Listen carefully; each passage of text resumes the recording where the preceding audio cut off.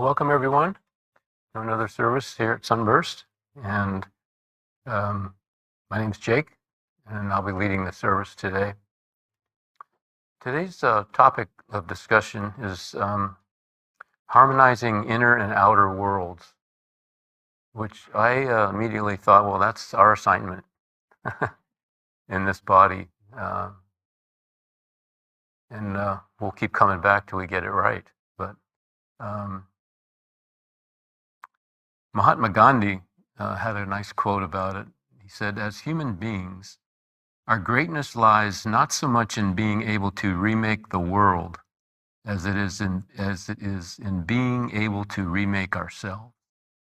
I'm sure, and talking about the outer world first, I'm sure all of you have had the opportunity to personally witness or watch on TV or in a movie the birth of a horse or a cow or a lamb or a goat or whatever. And it never ceases to amaze me how the minute their eyes open, their immediate reflex is to stand up. I mean, we have these newborns standing up after just, a couple of minutes after being born because they survive in the wild. That's how the Great Spirit designed these animals, so that they could flee if a prey came upon them. And personally, I was able to witness our son and daughter's birth, and that was a real eye-opener for me. And to put myself into their situation, immediately leaving the womb, and all of a sudden the five senses kick in. I mean, it's just got to be an overload. The brain starts functioning and receiving signals from all the senses. The nerves are fired up. The skin is alive and sensitive to touch and temperature, and the blood is just pumping. And it's got to be quite an experience if we could all go back and remember what it was like. But just watching it happen and watching the reaction of our son and our daughter to the lights and the images around them, and it was really fascinating. And viewing the outer world for the first time in this life.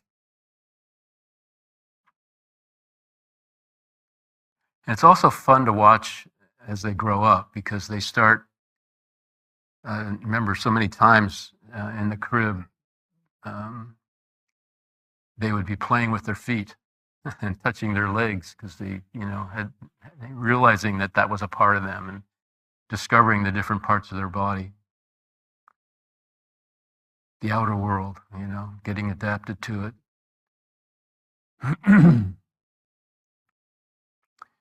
And with the different cultures around the planet and also around creation, there's got to be all kinds of sensory events that happen when one is born in different situations and different locations. When we think about the Great Spirit and how this whole creation was designed and is continuously being powered by the life force of the Creator, it's really incredible, all the images and outer experiences that are out there that we're surrounded by. And on this planet, from below the surface of the earth to the highest realms of the atmosphere, there are all kinds of life forms and images existing. And from where we sit today, through all the dimensions and all out to the very rim of creation, life forms exist. From a one-celled amoeba to the human body and everything in between. Infinite images, all being sustained by Divine Spirit. What an amazing movie. What a production. And we're obviously very happy that we're all here and all part of it.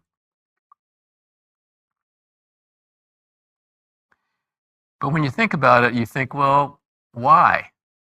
Why has all this been created? And when you boil it all down, Great Spirit wants to experience all the images that it's created.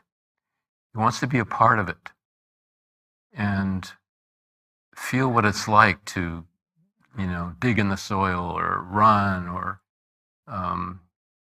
go through emotions or, a horse running through the pasture. All the different things, all the images you can think of, think about Great Spirit existing within them and having such a good time, enjoying the creation.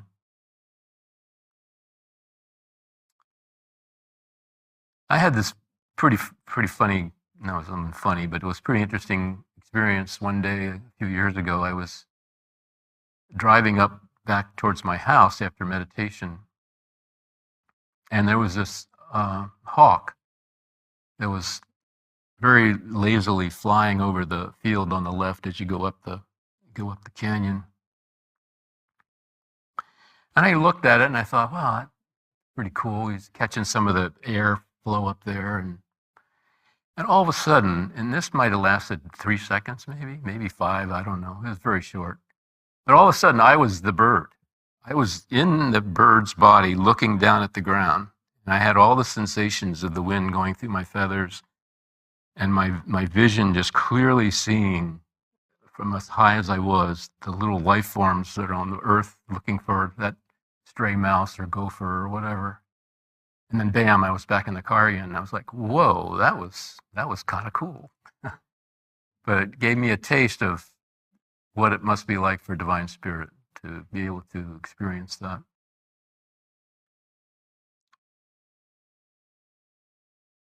When we look around the planet today, there's so many souls that unfortunately are only tuned into the outer world. They pursue wealth, status, who knows what. You can just start listing them off, of the outer world, desires of the outer world. And the beauty of incarnation, which is interesting because there's some factions of people that don't believe in incarnation. They believe we're here once and then when we're gone, we're gone. And that never made sense to me. And as I finally found my way and started reading and listening to different teachers and tuning into reincarnation, it just made total sense. Because how can you explain somebody who graduates high school at 11, goes to college, gets a master's degree by the time they're 18? I mean, it's just, how can they do that? How can a child sit down at a piano at 4 years old and start playing Chopin? I mean, it's got to be from previous life experiences that enable this person to carry that through to the next reincarnation. So when we think about that, then we thought, okay, well, I better start tuning into the inner world too and make sure that I make the most of this incarnation in this life, that I pursue the things that are going to make me really happy, not necessarily things from the outer world, but experiences of the inner world and learning my place in this life and what I can do to make it a better life for myself and for others.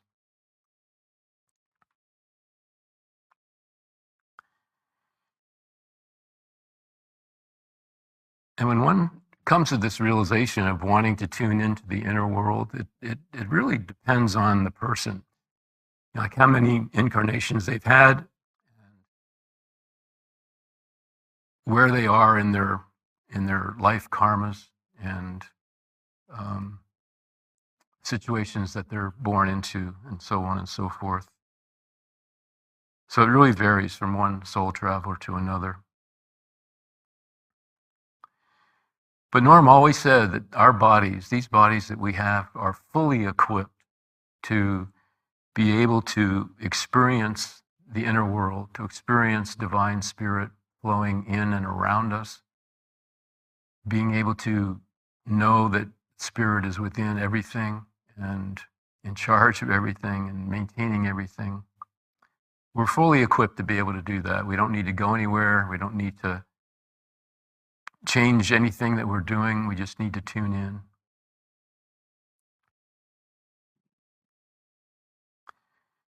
There's many religions and spiritual practices around the planet that teach inner reflection with the goal of harmonizing inner and outer consciousness. And we can all think of many different paths that do that. And I found this proverb that it was just anonymous, but it said, "The outer world is a reflection of the inner state. To change what is outside, harmonize what is inside." Which I thought was pretty good. Kind of summed up the balancing out the inner and outer worlds.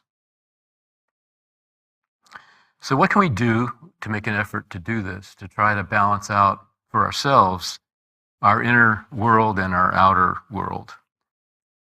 And one of the first things that come to mind is daily reflection.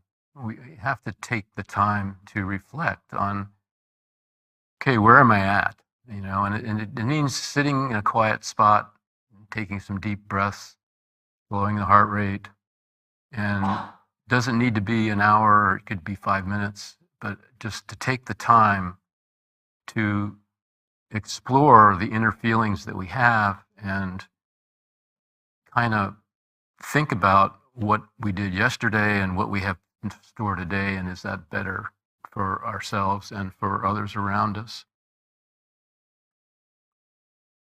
And it's best to create this time and space first thing in the morning and last thing at night before we go to sleep.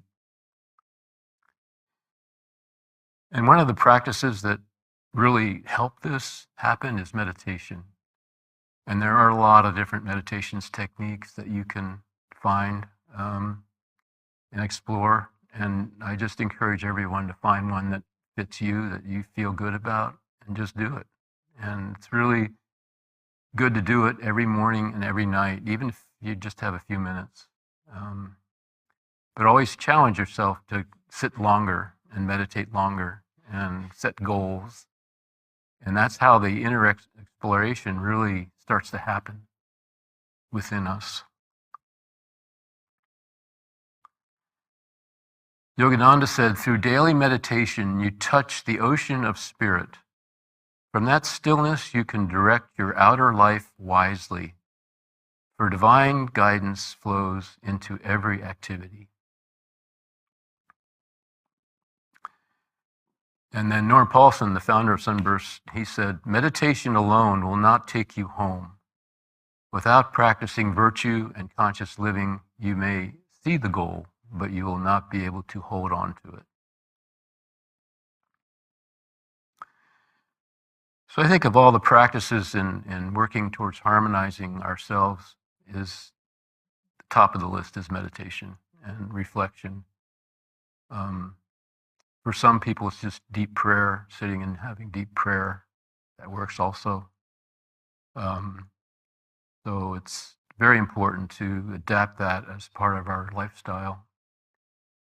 Another thing we can do is seek out publications, books and magazines that are spiritual nature, that will have things in it that inspire us or teach us about the inner world and other people's experiences in this I don't want to say battle, in this game of balancing out the inner and outer worlds. Another important thing is to have a set of values that we live each day. And different practices all have different values.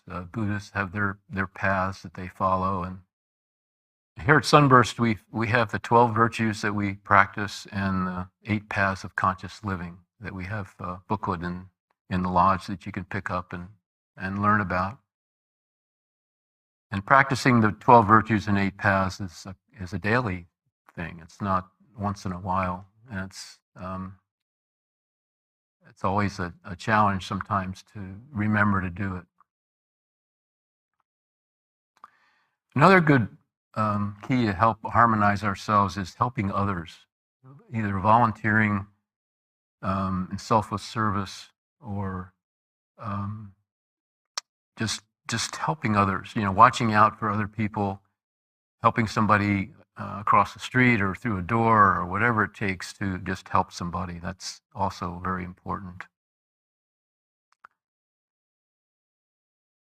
And then we're in these bodies for such a short time, and it's very important that we take care of them. Because if we don't have a healthy and strong body, it's really hard to work on our inner selves and work on that harmonization that we need to do. So we need to set a time aside to get out into nature, go to the beach or hike in the mountains, go surfing, some people like to do, running, exercising in some fashion. Eating a balanced diet is very important. Like eat to live and not live to eat. So it's important to balance out that diet so that you're maintaining a good weight and good life function of the body.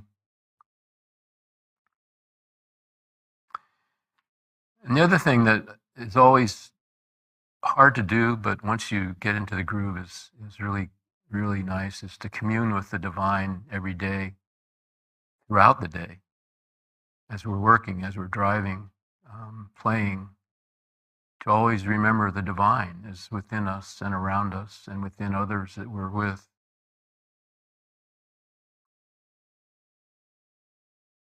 Just finding that balance and harmonizing the inner and outer worlds with each of our breaths is our greatest goal in this lifetime, and we need to make the most of it.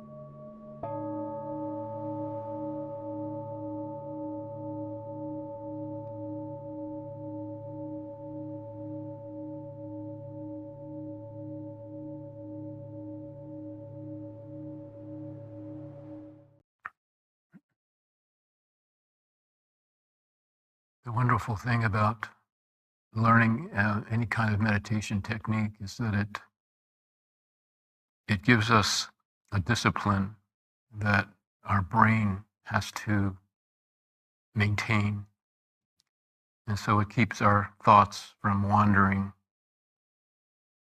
because sitting in just a quiet spot and being quiet, the brain just keeps chugging along and creating thoughts and desires.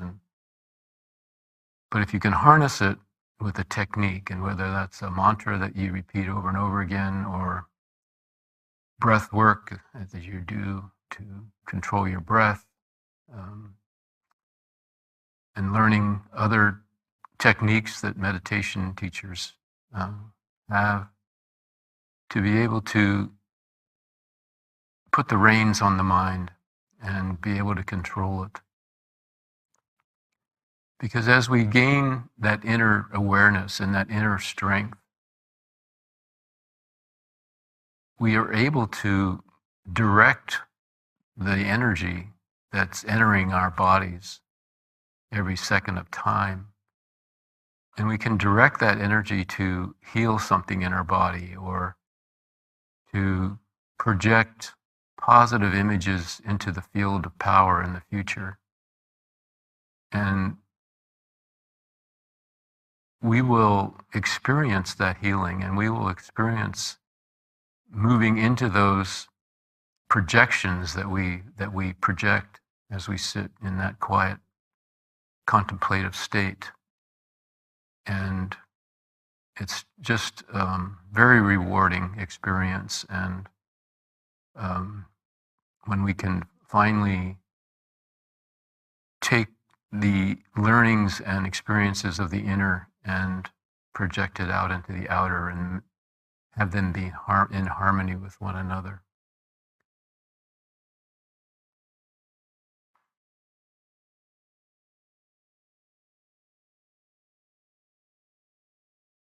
My projection every day is that the consciousness of the planet will rise, and we will be able to see progress in maintaining a healing to the earth and sharing wealth with each other, and finally get rid of homelessness and hunger and wars,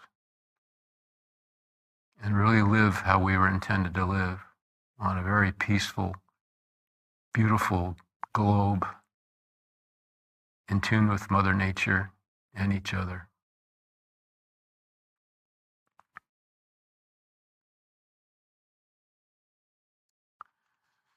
I want to close with a quote from Swami Satchidananda. "We have been passing hundreds and thousands of births. We now have the freedom to think, to find out the ways and means to get out of the continuous cycle. This is our opportunity. If we miss this, when will we have another chance?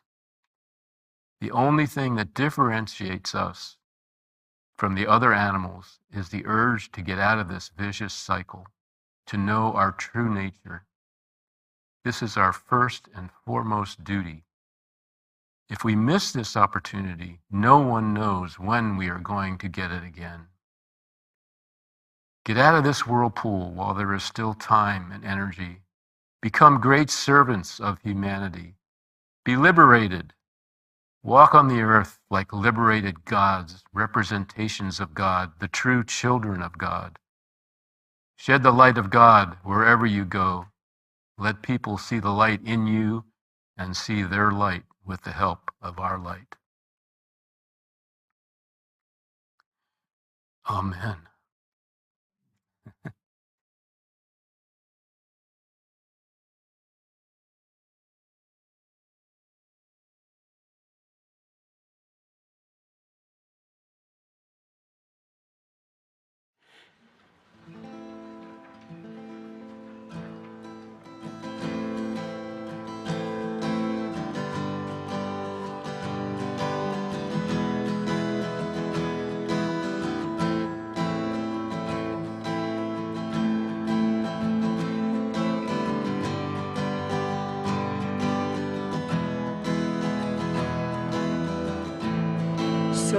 Shivaham, Soham Shivaham, Soham Shivaham, Soham Shivaham, Soham Shivaham, Soham Shivaham, Soham Shivaham, Soham Shivaham. I am that I am, I am that I am, I am that I am, I am that I am, I am that I am, I am that I am, I am that I am, I am that I am. I'm neither body nor mind, immortal self I am. I'm neither body nor mind, immortal self I am. I'm neither body nor mind, immortal self I am. I'm neither body nor mind, immortal self I am. I'm neither body nor mind, immortal self I am. I am that I am, Soham Shivaham. I'm neither body nor mind, immortal self I am. I am that I am, Soham Shivaham. Soham Shivaham, Soham Shivaham, Soham Shivaham, Soham Shivaham. Soham Shivaham, Soham Shivaham, Soham Shivaham, Soham Shivaham. I am that I am, I am that I am, I am that I am, I am that I am. I am that I am, I am that I am, I am that I am, I am that I am. I'm neither body nor mind, immortal self I am. I am that I am, Soham Shivaham. I'm neither body nor mind, immortal self I am. I am that I am, Soham Shivaham.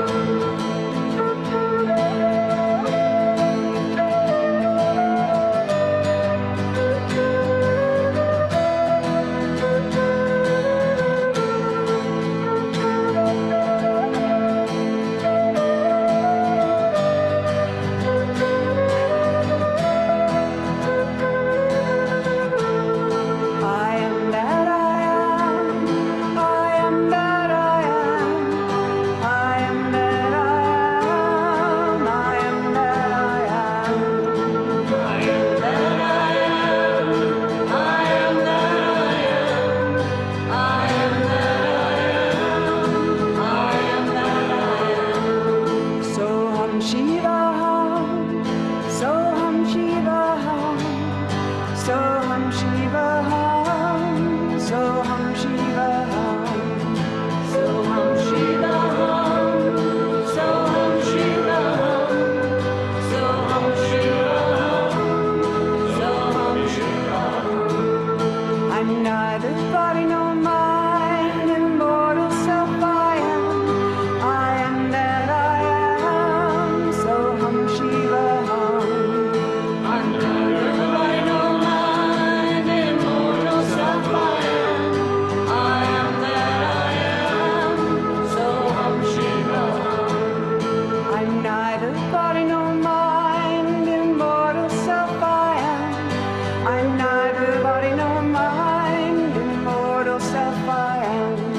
I'm neither body nor mind, immortal self I am. I'm neither body nor mind, immortal self I am. I am that I am, I am that I am, I am that I am, I am that I am. I am that I am, I am that I am, I am that I am,